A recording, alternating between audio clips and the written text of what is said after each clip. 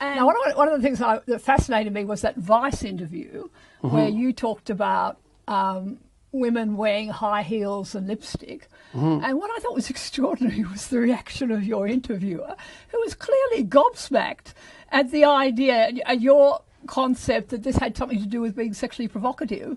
And well, that was yeah. Well, it never had occurred to him. It was funny. Well, if we're going to regulate sexual behavior in the workplace, which we apparently are hell bent on doing, then fair enough. Where's your boundaries exactly? To what degree are we going to regulate it? And I don't mean vaguely. I mean exactly how are we going to regulate it? And so the idea that makeup is a sexual display, I just thought that was absolutely self-evident. But it's amazing what isn't self-evident. Now, that also doesn't mean that I don't think women should wear makeup in the workplace. I never said I did think that. I said that if we were going to regulate sexual behavior, that might be one of the things that falls under consideration. But you also, I wonder whether you'd take it a step further and say we need to look at women's responsibility for their behaviour, not just how they look, but whether they choose to leave a button undone on their shirt, or whether they choose to behave in a sexually provocative way in the workplace. Well, the boundaries aren't so clear, right? No. The boundary between presenting yourself attractively and presenting yourself sexually aren't crystal clear. I mean, sophisticated people know how to play exactly with the edge, I would say, right? Because the more sophisticated you are, the more you can play at edges like that. But it's to think it through is an absolutely daunting endeavor. Like, okay, what are the rules for how you should dress? It's like, well, you don't know the rules. Just maybe if you know how to dress, you have enough sense so that you have a, what would you call it? You have an implicit sense of what's appropriate and what isn't. It's part of a very well-developed sense of fashion, let's say. Try to break that down into a set of rules. It's good luck to you, man. That's impossible. But we're also not even beginning to discuss.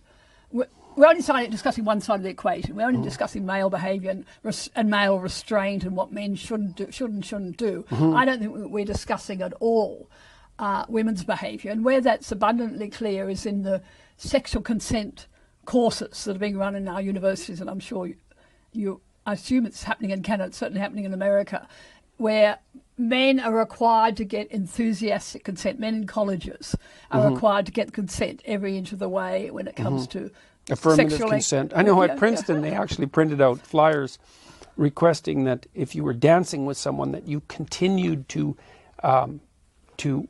elicit affirmative consent while you were dancing. Yeah. So can I put my hand on your bottom? Can I? Right. Because we all know how romantic that question is. But what's fascinating about, I've been examining those courses, and the woman is totally inert. They never ask her to.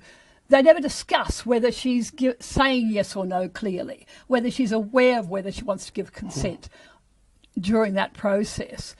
And, I mean, it strikes me as that's treating women as infants, that's putting all the onus on men and no responsibility for women to know their own will and then to convey that to the man. So it's very much treating women only as victims, which I don't know. Have you ever thought about that or talked about that? Yeah, well, I mean, it's not. The more that you regulate and protect someone, the more you disempower them. That's pretty much how it is. And I think that one rule I didn't write about in my book was don't follow stupid rules.